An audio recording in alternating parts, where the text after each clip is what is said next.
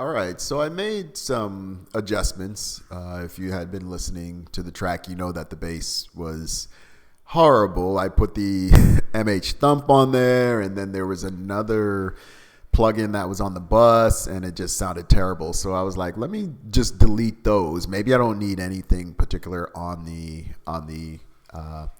drops. And it seemed to work out. It took me a while to kind of work through some other things as well. The levels got right. You know, I can't complain about where the levels were. I got them to kind of sit where I wanted them. The big thing is when you have a big drop, you don't want it, overshadowing the rest of the track, making the rest of the track duck down and below, and so like the volume is constantly changing. When the drop ends, then the volume of the other instruments come up. So you probably hear that sometimes in commercial tracks. The bass is just so loud that it ducks the rest of the track. When the bass drops off, then you hear the rest of the track come in really clear. So I don't like that in my tracks. I like to have the loudness kind of stay the same, especially through the melody parts. I don't like the bass ducking my other tracks. So it's a balancing act of having enough bass where people can hear it, but not having so much that it's overwhelming. And I like, pretty much myself, I like to be able to turn up my music, crank it up loud. I can still hear the highs, but then get that bass underneath. So I don't mix my bass super, super loud for that reason. I try to find that balance where someone can actually turn up their system pretty loud and the bass will be there and still be loud enough for them to enjoy it, but they can hear the rest of the song too. So it's just kind of a balancing act, trying to get that presence going there. Other than that, all I really did was, fade out the end here. It looks like the fades that I had from Cakewalk didn't quite take as well as I thought they would. So I actually ended up, putting a new fade on here in Mixbus. Let me go over here. Let me switch out to the mixer. I did end up putting a gate on the 808. That might have been there when you saw the previous video. This is probably just going to be tacked on to the end of the other video so that you can get an idea. I didn't want to leave it where you were hearing that bass all crazy. So I attached this API 5600. Or 560, I'm sorry. I thought it was 5600, but it's API 560. I attached that to the bass as well. I loaded on it under the bass here. There's several different presets. And then I just kind of tweaked the numbers a little bit. I took out some of the highs because I was getting some noise in the highs as well. So some artifacts there. So I kind of dropped the 4K. That took out a lot of it. The 8K seemed to be fine, but I dropped that and the 16K as well. I left the other ones kind of the same.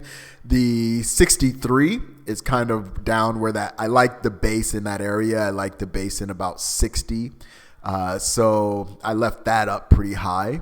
And then the 31, I left it kind of where it was, but I probably could have brought it down just a little bit, but I left it where it was. I didn't touch the output at all. It's sitting, looks like it says -6 or so.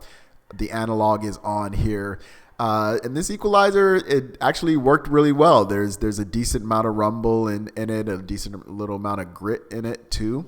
And that's all I really needed. So if you look over here, I switched buses. I originally had the kick and the drop bass on this Mixbus here, number 3.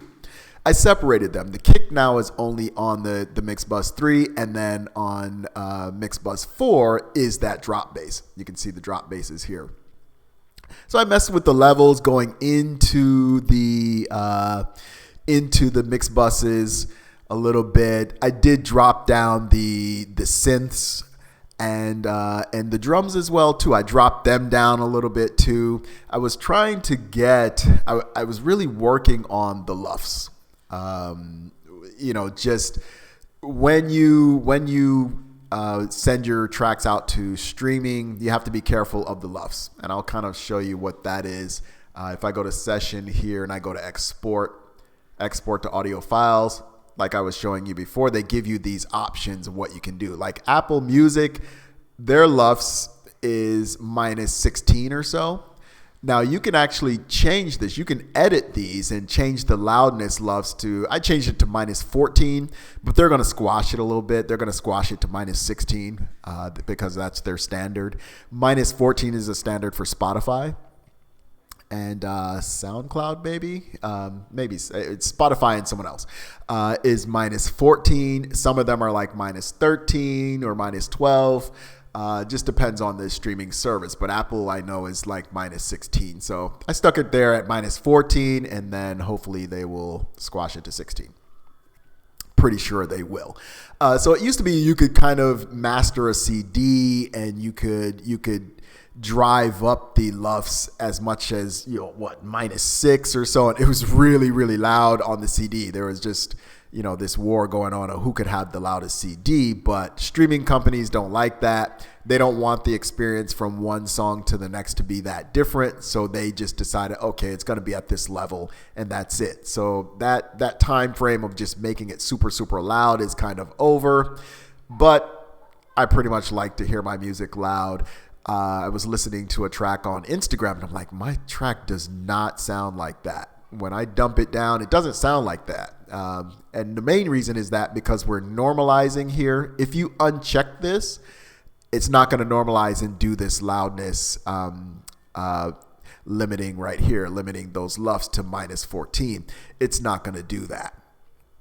So it can be louder. So the track, when I play it, just play it normally, it sounds great, it sounds loud, it sounds full. But then when I export it through this Apple Music, it sounds dull and lifeless to me, and I just couldn't understand. I'm like, why does it sound like that? Why does it sound like that? So I just was experimenting in here a lot over the last couple of hours, just trying to see how can I get the LUFS to be -14 or -16, but still get some more loudness out of it. And it just you really just have to have that normalize on in order for it to kind of work for the streaming services. So I left it like that at 48 kilohertz, 24-bit. I just kind of left it like that. Now, I was able to do a MP3 file as well. Now, the MP3 file, since that's not going to the streaming services, that's something I would listen to like on my phone, or if I was going to send something to an artist, I would send them an MP3 file with the normalized LUFS at like -6 because it's way louder. It's way louder. It's present. It's more in your face. And I was like, this is what I was missing, because my loudness on the MP3 was like -16 as well. And I just wasn't enjoying what I was hearing. I'm like, I hear it in in the speakers that I do have, but when I dump it, it just doesn't sound the same. So that's going to be my process from now on. I'm going to leave my MP3s at -6, but my WAV files I'm going to dump at the -14, and then allow those to go to the streaming platforms. So that's something, if you're concerned about it and you're working on your mixes and all that, and you're like, why does it not sound like these commercial projects that are out there? It just some of it can be the mix, but a lot of times if you're normalizing and you're dropping your LUFS to the -16 or to fit the streaming platforms, then that's it's just not gonna sound as loud. And I think in hip hop and rap especially, we like loud. We want loud bass, we want loud instruments, we want loud vocals, like really, really loud vocals, in your face vocals. That's what we like.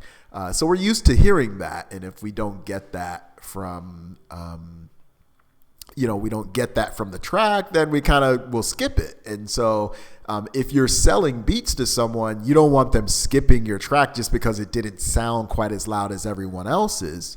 Maybe the artist just doesn't understand, like, hey, once you put that into a mix after you add vocals and stuff, it's going to sound great. They may not understand that from the outset of just listening, especially when everything else sounds better. So you may want to kind of incorporate something like this if you're uploading through TuneCore, or you're uploading through DistroKid or somebody to these streaming platforms. Yeah, you have to have the normalized loudness at -14, -16. But if you're sending your beats out for someone to listen to, you might want to skip that. You might want to skip the normalize, or make sure it's at like -6 or something. And your top dBs here should be -1, sometimes -2. I'd shoot for maybe -1, so it doesn't peak anywhere over -1. And that'll get you in the ballpark. You'll be straight. You'll be straight with that, and then you'll have a perceived loudness that's comparable to other people if you do it that way. So I just wanted to share that with you, since it took me so long to kind of get there with that. I just wanted to show you, like, in Harrison, Mixbus, that's kind of how we can dump our MP3s and our WAV files together. We can dump them at the same time, but with different LUFs and different targets for LUFs. So yeah, that's pretty much where everything is at. I'll go ahead and play the track a little bit so that you can hear what it sounds like now compared to what it sounded like before, and then you can be the judge of which is better. All right, so I'm going to play the track. I'm going to go ahead and turn this off and play the track for you, and somewhere in the middle there, I'll come and chat with you again.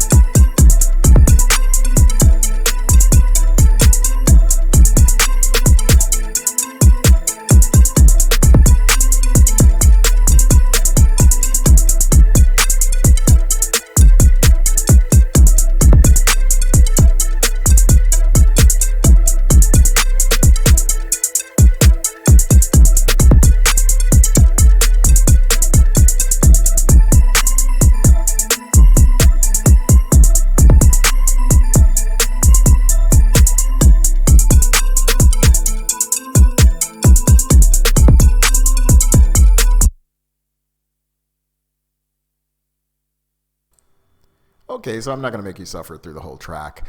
It's about a minute and a half of it.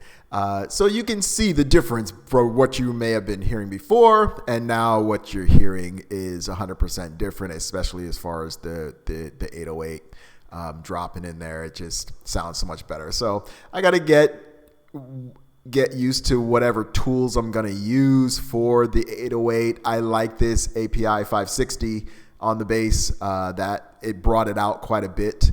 I probably should have played that and soloed it and turned it off and on, but we'll have time to do those things and later on. So I'll probably keep that on my radar as a favorite plugin for bass work, API 560. Just like I like the DBX 160, I'm kind of gaining my favorite plugins to kind of work with. Another thing that I did on the master, I have my Vitamin on the master. I have my GW mix on there, mix-centric on there. I have my Maserati GRP on there. And then I added this BX mastering or BX Master Desk, Brainworks Master Desk. And so these are kind of the settings that I was using on that. It really just kind of brought the track out when I put it on there. It just really kind of brought it more in your face too. So this is a nice plugin for that as well, for like mastering. This is going to be something pretty good. So I would hang out with, with that a little bit, figure it out, see how it works on your masters, see if this presence knobs helps you a lot. It kind of helped me. I did crank that up a little bit. So this is a cool plugin. I think I'm going to add that to my favorites. This basically is going to be, part of the mastering chain as well, just to kind of get things up front and in your face. That's what we want. So just wanted to kind of show you guys that stuff. I'm not going to keep you too long. Hopefully, you've been enjoying the videos that I'm doing and I'm not boring you to death. So once again, enjoy your weekends. It's your boy Knock Rio signing off from Rio de Janeiro. Have a great one. Peace.